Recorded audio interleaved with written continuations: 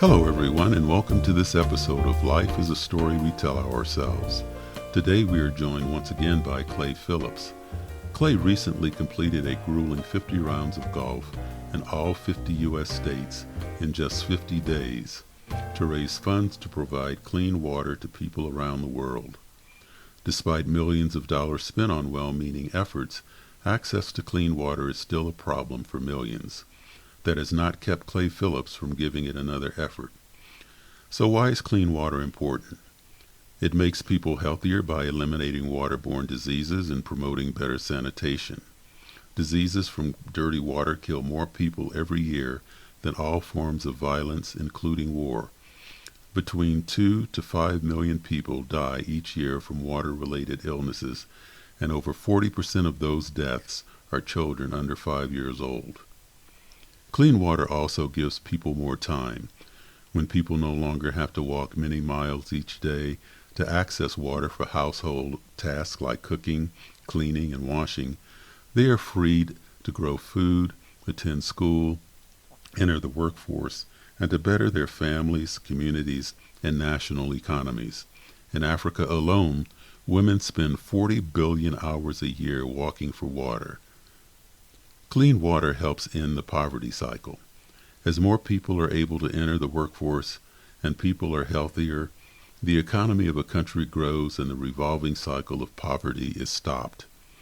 People and countries become less dependent on handouts and emergency relief from more affluent countries and become more self-sufficient and independent. The world could also avoid spending 30 billion annually on the treatment of preventable water-related diseases. This isn't a temporary short-term fix. It's a deal changer. Clay Phillips has seen firsthand how access to clean water is dramatically changing families, communities, and even entire regions. You'll hear many of those stories in my upcoming social media posts. So please join us as Clay Phillips describes how a grueling 50 rounds of golf scores big for clean water and why access to clean water remains a problem for families around the world. Welcome to the program, Clay. It's great to be back. Thank you, Don. Yeah, so I guess the big question everyone has, and you can answer it however you like, what was it like to play that many rounds of golf in that short a period of time? Well, I entered into this knowing that uh, that anything that you love can get old if you do it too much. So I knew there was a risk there, but I can't tell you how many times I was on my nightly call to my wife and said, "Can I come home now?" And she kept saying no. And I'm glad for that. But it was very it was very grueling, but not in the ways that most people or I would have expected. I find myself over my career, I've been a very I think a pretty disciplined person, a pretty driven person. I have never been so disciplined or forced to be as disciplined as I was for those 50 days. I thought would have time to, watch a a select group of the 50 best Star Trek Next Generation episodes while I was on the trip. I thought I would have time to, enjoy so many things. But the reality is that every day, uh, almost every 15-minute block was spoken for. Right. And so that's what really made it grueling is Yeah. there was no discretionary time. Well, I would imagine that that would be true with cramming that many rounds of golf into that short period of time. Now, I have to tell you, during the time that you were doing that, I was in the US and all I did was go out on the golf course and hit balls for about, I'd say an hour, maybe two. And at the end, I literally, as you know, I'm right-handed like you, and my right leg is that pillar that you're not supposed to slide and move. And my knee nearly blew out in just that hour. So I am just wondering how physically one can endure that many rounds of golf without getting some sort of physical injury. I look back, I'm actually pretty amazed at how little went wrong with it along the way. And I do attribute almost all of that to the the good choice that I made about 4 months beforehand to go see a sports physical therapist who specializes in golf. And she gave me um, a regimen. She developed with me a regimen for a right-handed golfer that she insisted that I do twice a day. And each time I do it, it took 40 minutes. And I hated it. I hated doing it, but I did it grudgingly. And I attribute that, and it's mostly not strength, it's mostly flexibility. And so I did that twice a day routine, and I think that made all the difference. Yeah, I can imagine. So your itinerary, didn't you start out in Hawaii? And then I where did you end up?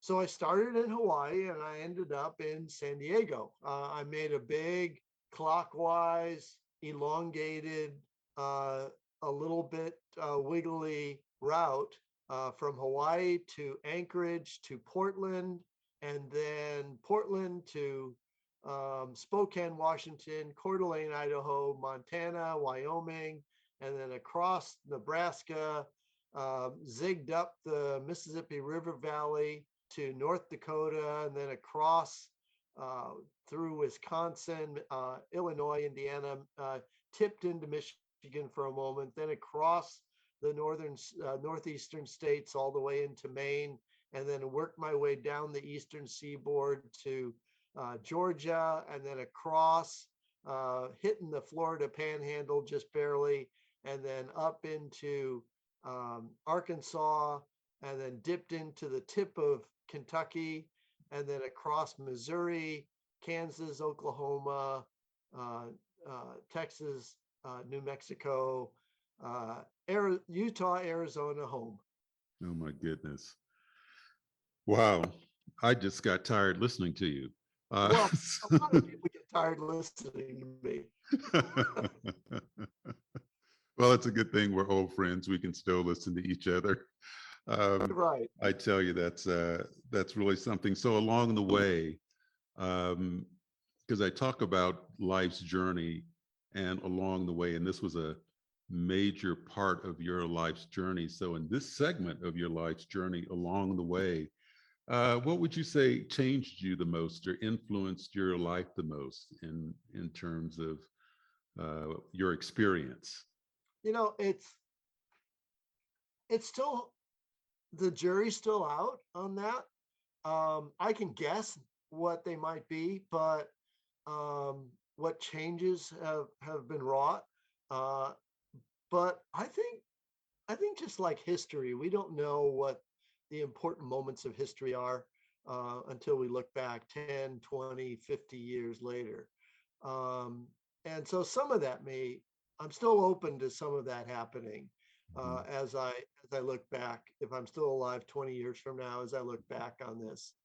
But if I were guessing right now, I think that the things that have affected me and perhaps changed me the most is the realization of of just how important things are that I've taken for granted. And this is going to perhaps sound trite, but I so appreciated the interaction with old friends and new friends along the way. Uh, Almost more than the experience, maybe more, definitely more than the experience of actually golfing. I thought that this trip was going to be, Clay plays a lot of golf, drives a lot, and in the process makes a lot of money for a charity. And indeed, all of that happened. What I didn't anticipate is how important and how almost revelatory the contacts with people would be that I made along the way. Uh, People that I'd never met before reached out to me because they saw an article in the Union Tribune. And now these may be the start of long-term friendships.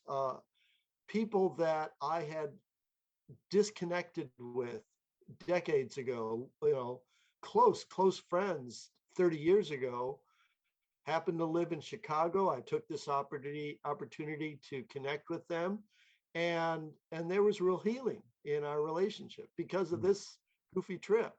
Mhm. So all of that, I'm still kind of chewing over just how important those those connection points were, and then just the relationship with my wife. Uh, Mhm. how much I appreciate hanging with her. Mhm.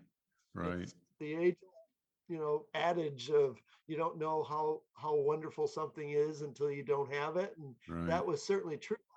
I wasn't able to be with my wife for 57 days, Right. and the digital world doesn't quite satisfy the need to just sit and eat a meal together and watch a movie together and go shopping together.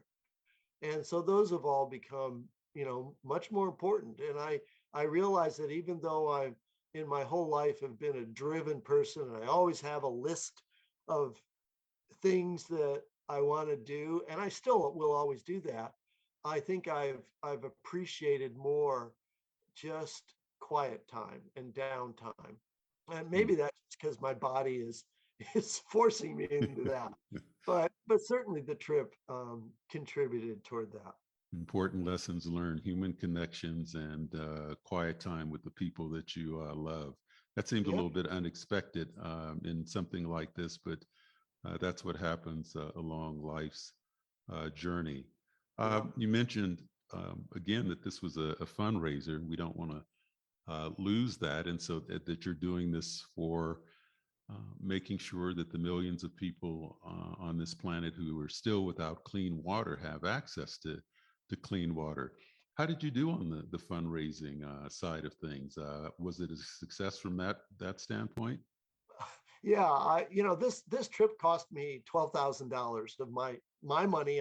It's this very self-indulgent trip for a golfer, and I told you previously when I had told golfers what I was about to do, some of them thought I was insane, but some of them looked at me like, oh man, you're living the dream.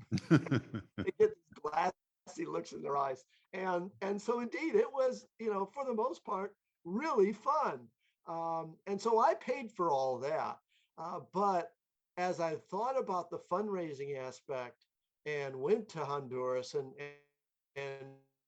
really generated even more passion than I thought I could have after seeing the recipients firsthand and what a dramatic difference it made in their lives, in their families, in their communities.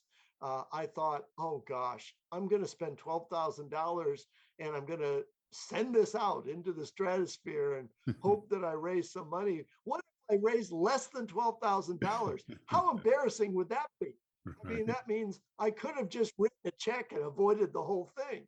Right. And so I started thinking, well, what's my bottom line goal? Well, worst case scenario is I needed to raise $12,000 at minimum. But I thought, $30,000 feels pretty good. Like if I'm investing 12,000 to get 30,000, and 30,000, can do some significant work in all of these areas where clean water is needed. That could pay for a pretty good sized project. And I thought, okay, 30,000, that would be cool if I can make 30, but I've got to make 12. And right now we are currently at I think it's $64,500. Right. So for with that background, I feel really good about the amazing thing that the people have donated, Right. um, you know, have done. And I And think your listeners should know that all of that $64,000 goes to charity. You didn't reimburse yourself the $12,000 that you spent. Yeah, that would have been creepy if I'd done that. Go out to ask people, hey, could you pay for me to play golf? That's crazy. No, I paid, I saved up, and yeah, I paid for every dime of this event. And and I did try and get free rounds of golf from courses and free hotel rooms. And I did successfully do that a few places. And where I did that, I took what I would have spent, and I donated that money to the Right. charity. So I spent 12,000 no matter what. And there was probably about $1,400 of that 12,000 that was given at redirected from the cost of my trip to the charity, which was really cool. Well, that leads me to then ask, now that we're talking about money, what does it cost? Say you were in Honduras, so let's just take one of the villages you visited in Honduras. What does it cost to provide clean water to, I don't know if there's an average village, but what does it cost to provide clean water to So a village? so here's the thing that I've learned about clean water. I mean, there are lot of a lot of great charities that are doing good work for this really awesome cause. And they're doing different things because of what their history is or what the need is at the location.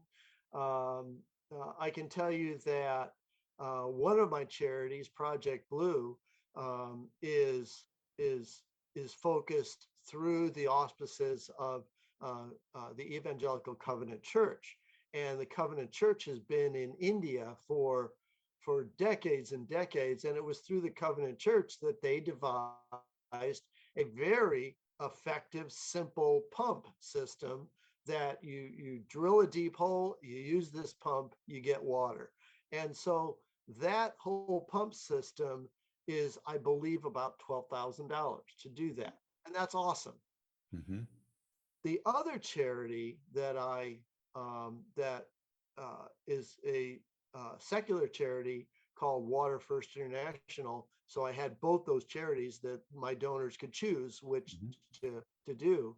The other charity, Water First, does a much more holistic approach. And in the case of Honduras, they the best approach in Honduras's situation where I was not, get tapping the aquifer directly, but the best approach was to go up into the mountains, capture spring water, and run it down, and they then put it in tanks and feed it to entire communities Mm-hmm. directly to the home. And Right. they Water First is very interactive with their communities and their recipients. You don't get to be a recipient. You don't get a hose bib at your home without agreeing to participate in the implementation, and B, participate in the management. Mm-hmm. So they focus very much on the ownership aspect, so that's why you can say with confidence that when you spend the money with Water First, it's a permanent thing because the community buys into it completely. And if something goes wrong, they are the ones that are sitting on the water boards that have been established to manage their projects. Whereas some of the pump systems are subject to neglect Right. if people haven't been trained.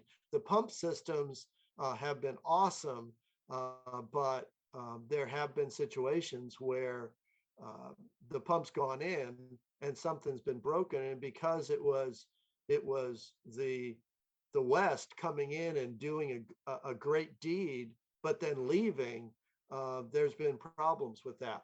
Water First, therefore, as what I'm building up to, and I am going to answer your question, where those pumps are like $12,000, I think Water First projects are more like $30,000 to Mm-hmm. do a project, and Right. they'll come down, provide the expertise, buy the materials. but again, they have the recipients actually implementing. And so that's why when I was down there, I said, okay, so talking to the recipients, I said, so you guys go up into the mountains and you build these spring boxes and then you bring the water down. How far away is that? And I was expecting him to say, oh, it's a long ways. It's like 2 kilometers away. And so my jaw dropped when the guy said, oh, the one we just did was 70 kilometers away. Oh my And goodness. 70? And so they're in the jungles putting in this pipe 70 kilometers away. But it's a system that has longevity and works. Right. Absolutely. Well, you'll find it interesting to know that I had a little bit of experience developing water systems at one of our parks years ago. So I learned an awful lot about going up into the mountains, actually with a water witcher, believe it or not, looking Oh, for looking for springs, which we did find up in Plumas County to put in a water system. And yeah, we piped it quite a long ways so that we could provide water to park visitors and to the town of Johnsville yeah. up in Plumas County. So I can imagine what it was like putting in 70 kilometers of pipeline and developing a spring box, because you have to keep those spring boxes clean. You have to invest the time and the energy into those kind of projects. And it's awesome to hear that the communities are that involved. Yeah, and they're the ones that are managing those systems and have to take ownership, which I think is in the big scheme of things, Americans, for good or ill, are we're can-do people, and there's certainly a good segment of the people that I've talked to and have donated that don't like the idea of just enabling people by throwing money at a problem. Mhm. And I think that the idea of the water first scenario of really empowering people to own their situation and just helping them to get started is really attractive. Right. It certainly is to me. Right. So, I started off talking about the fact that this um, problem with providing clean water to people around the world has been around for a long time. And I think I asked you this question before is, will we ever resolve this problem? Will the millions of people who are without water get water? The um, issue of whether or not, there has been a physical measure or there are metrics that have looked at where we were 50 years ago with respect to providing clean water and where we are today, and if we have made progress according to some objective metric. I don't know. I suspect the Water First people and other organizations could say that, but mostly what I've seen is them just ticking off who does have water because of their projects. But I've never, but of course, we have more and more people, and so maybe we've made no progress. But everything I've seen is just organizations listing who now does have water that didn't 5, 10, 15 years ago. But I don't know in the big scheme whether we're ahead of the wave or not. Understand. Do you plan on doing something like this again? I don't know. I mean, I yeah, I don't know.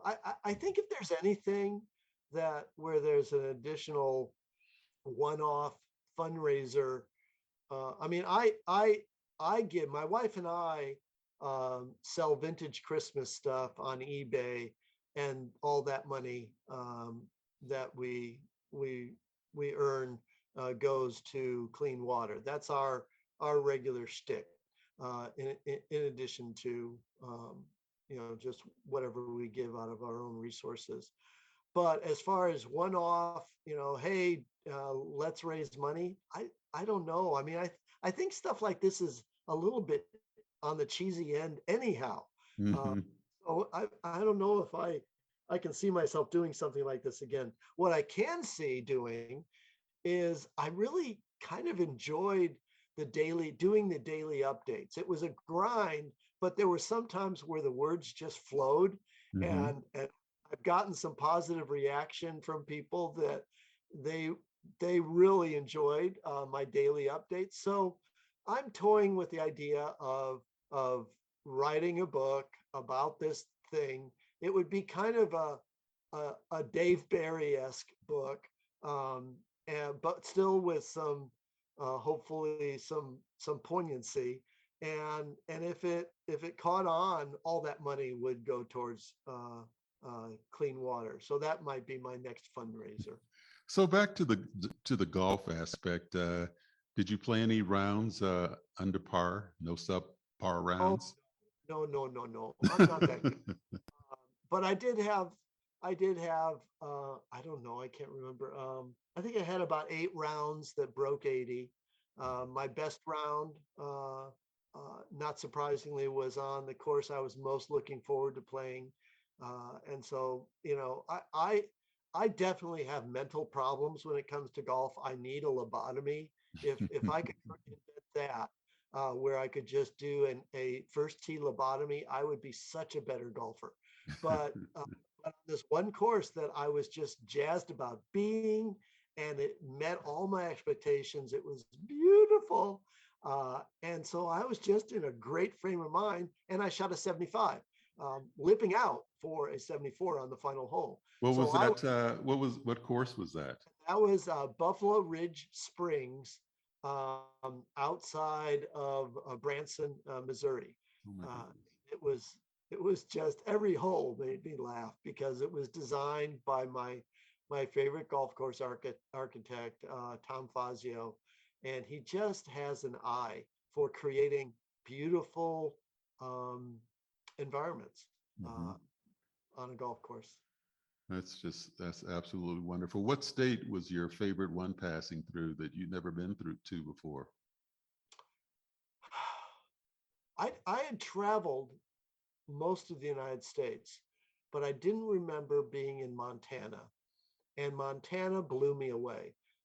There wasn't a single moment in the long time I spent driving through Montana that wasn't just delightful. Mm. Uh, Big sky, mountains, little intimate valleys. Everything about Montana was amazing. Uh, but because I took 2-lane roads, there wasn't a single state that didn't commend itself to um, uh, supporting the idea that America truly is beautiful. Uh, every single state, North Dakota, South Dakota, Minnesota. But I'd say when people ask, well, what states just jump out, I would say Montana. And then when I got to New Hampshire, Vermont, Maine, oh my gosh, those are amazing places where forests and ponds and rocks and old villages all magically interact uh, to portray something that you just don't see anywhere else on the planet. And then the other place that really I enjoyed was Missouri. After spending a lot of time driving through the rich, lush, dark woods of the South, which were beautiful, and then getting to this transition state or states, Arkansas and Missouri, they were really quite amazing because you start getting open, you're getting rolling hills, rocky ledges, and then when you get to Kansas, that's all over. I played a course called Auburn Hills in Wichita, Kansas, and for the life of me, I couldn't find anything that resembled a hill. I think maybe one of the tee boxes must have been one of the Auburn Hills. I don't know. That's that's amazing. So to conclude this, what can our listeners do if they are now inspired to contribute to clean water around the world? They can go to my website, be amused by my daily updates, look at all the other tabs. Actually, they could almost live out the 50 days in real time if you looked at all the stuff that I put on my website. But right up there in the second tab, it says donate. And you click on that tab and you can go to Water First tab, and it's very easy. They make it easy to grab your money through. And the website is simply 50, the numbers 50 in 50 in 50 golf, the number 4 water. So 50 and 50 and 50 golfforwater.org. Yeah. And if you go there, yes, please give lots more money. I'd love to break 70,000. That would be awesome. So when they click on the donate button, that goes directly to the particular charity. Yeah, and then if you click on the donate button, you'll see 2 other buttons, and you can either go to the one that is associated with the Covenant Church, or you can go to the secular one, Water First International, and you click on those. The Project Blue Covenant World Relief has just changed their website, and I don't think it's been impacted. So I'm going to change that to an address, but the Water First is seamless. Right. So I would encourage just giving to the Water First International one. Right. So it's pretty. That's great. And those donations are charitable donations that are tax deductible. Yes, they will send you, if you go through the donation process, they will within minutes send you an email with your tax receipt. And to my experience, because I've been using that as well for redirecting monies from the motels and things like that when they made it did it for free. My experience has been I've gotten 0 spam from them saying, okay, donate more now. So you can certainly donate more. You can certainly donate weekly, monthly. That would be best, but you can get off just with a one-off thing. Well, that's just absolutely fantastic. Well, Clay, this has been great catching up again and letting our listeners hear about this adventure. Glad you made it through that unscathed and healthy. And maybe one day we will get to the point where there will be clean water for everyone in this world. I remain optimistic about that. I hope you're right. That would be spectacular because it's so easy. This is not a complex situation. The water's there, and it's just money. Right, understand. Well, thank you, Clay, for joining us, and the folks that are listening can certainly go to our website, lifeisastorypodcast.com, and learn more about what you're doing, and also learn more about our upcoming podcast, which I'll have much more to say about at the end of this episode. Thanks for joining us, Clay. I appreciate seeing you and talking to you, and appreciate all the good work you're doing. Thank you, Don. Thanks for listening to this episode of Life is a Story We Tell Ourselves. On our next episode, Oluwato Baloba Black, Toby for short, will join us to talk about health, wellness, and spirituality. You can find out more on our website, lifeisastorypodcast.com. Stay safe, share happiness, and remember, never stop questioning. Curiosity has its own reason for existing.